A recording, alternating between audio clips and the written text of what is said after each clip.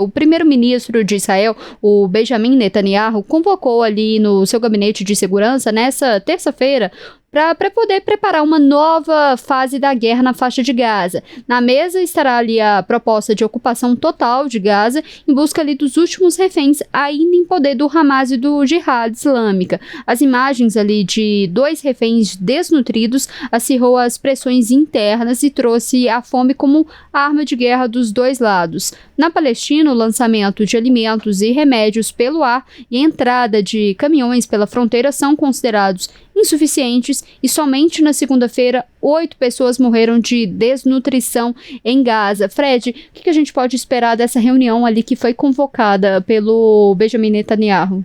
Isso, é uma reunião envolvendo o ministro da Defesa, o ministro de Assuntos Estratégicos, o chefe de Estado das Forças Armadas de Israel, para avaliar essa ação para recuperação dos últimos reféns,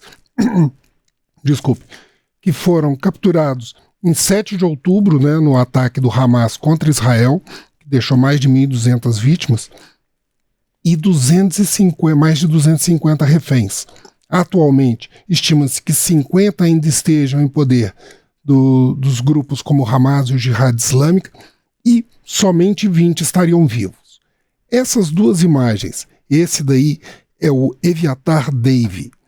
Eviatar David, ele fez foi uma imagem divulgada pelo Hamas, em que essa imagem ele afirma que estaria cavando a própria cova. Isso gerou uma repercussão muito intensa dentro de Israel. Há manifestações regulares de familiares desses reféns cobrando uma solução definitiva, e Netanyahu, em busca dessa solução, enviou para Nova York para participar de uma reunião na ONU o seu chanceler, né, que é o Gideon Sa'ar, para defender a questão dos reféns. Um outro refém que está em poder da Jihad Islâmica, que é o Ron Braslavski, também apareceu. Foi muito chocante para a população interna, o que leva a um acirramento dessas ações, especificamente no ponto militar. A ideia é que haja uma ocupação completa da faixa de Gaza. A faixa de Gaza, que desde março desse ano está sob bloqueio completo por parte de Israel, o que tem levado a uma situação de desespero dessas famílias e o aumento da situação de fome e desabastecimento. Israel informou que ontem, né, na segunda-feira, foram lançados mais ou menos 120 pallets, né, de paraquedas com alimentos e remédios e água, e pelo menos 300 caminhões cruzaram a fronteira dentro da chamada linha Margot, que vai de Khan Yunis a Rafah, né? Agora, há uma série de problemas. Por exemplo, o lançamento dos víveres por paraquedas às vezes cai no Mediterrâneo, às vezes cai nas chamadas zonas vermelhas, que são zonas proibidas da população de entrar pelas Forças Armadas sob o risco de serem baleadas, né, porque seriam áreas ainda sob domínio dos grupos radicais, né, como o Hamas e o Jihad Islâmica. Então isso tem gerado uma série de mortes, né? Estima-se que desde o início do bloqueio mais de 1.300 pessoas foram mortas, baleadas nesses confrontos nessas áreas em busca desse alimento que é extremamente escasso, né? A estimativa da ONU é que seriam necessários em torno de 600 caminhões diários de alimentos para serem distribuídos, o que não chega nem perto da versão do Centro de Distribuição Humanitário de Israel, e as versões da autoridade em Gaza falam em números ainda menores, entre 75 e 95 caminhões dia.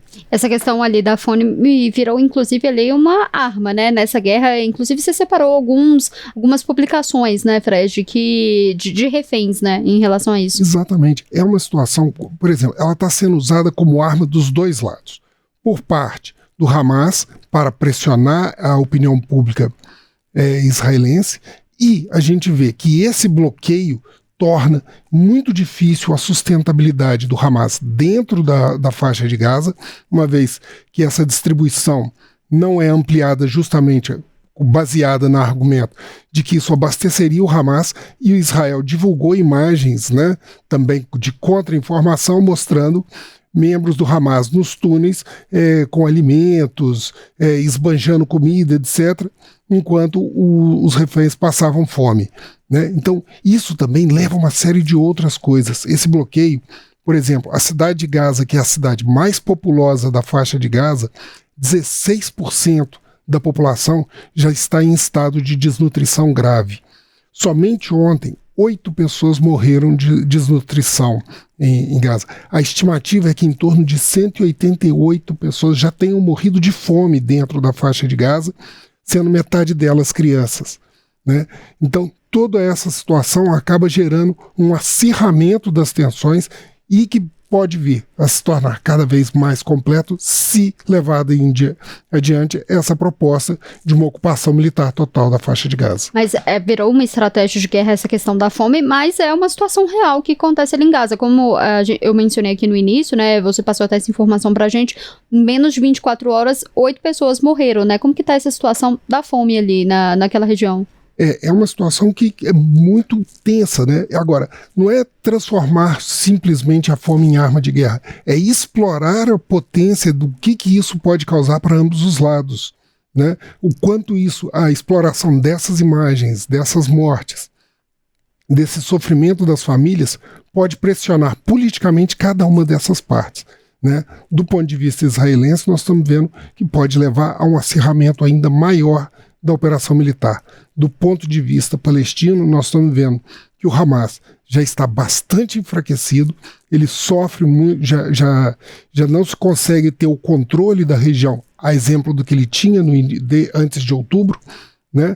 E basicamente nós estamos vendo uma situação de uma população que sequer é capaz de se sustentar diante dessa degradação sanitária.